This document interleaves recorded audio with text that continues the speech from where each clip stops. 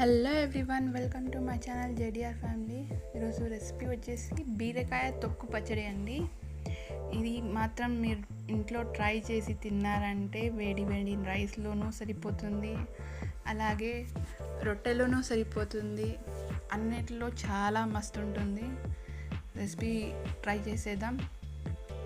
నేను జీలకర్ర, కరివేపాకు, అలాగే ఆనియన్స్ వేసానండి. తొక్కు అనేది పైన తీసి పెట్టింటాం కదా, అలాగే సైడ్ ఉండే బీరకాయ కూడా వేసాను నేను. దాంట్లో కొంచెం పసుపు వేసి మగ్గనియాలి. ఆనియన్స్ కొంచెం మగ్గాక తొక్కుతో పాటు బీరకాయ కూడా కొంచెం వేసానండి నేను. బాగా మగ్గనివ్వండి బీరకాయ, అలాగే బీరకాయ తొక్కుని బాగా మగ్గనియండి. తగినంత కారం కోసం మిర్చీలు వేసాను నేను. బాగా కలుపుతూ మగ్గనివ్వండి వీటిని. చూడండి, వాటర్ వస్తుంటుంది కాబట్టి ఆ వాటర్ ఇంకిపోయేంత వరకు మీరు కలుపుతూనే ఉండాలి. వన్స్ వాటర్ పోయాక చింతపండు వేసాను నేను. కొంచెమే తీసుకున్నాను నేను ఒక చింతపండు. బాగా కలుపుతూ, వాటర్ ఉండకూడదండి దీంట్లో. వాటర్ ఉండకుండా బాగా ఫ్రై చేయండి.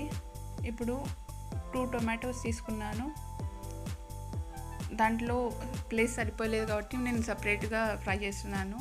2 టొమాటోస్తో పాటు జీలకర్ర, కొంచెం వెల్లుల్లి 4-5 తీసుకున్నానండి నేను.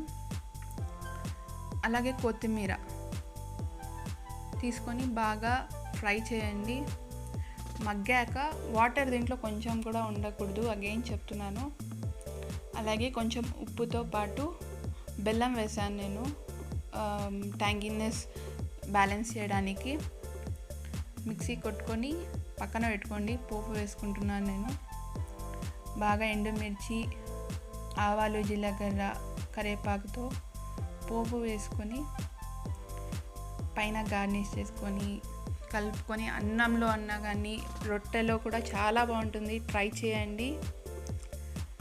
ట్రై చేసి నాకు కామెంట్ చేయండి. Thank you for watching guys. Like and subscribe చేసుకోండి.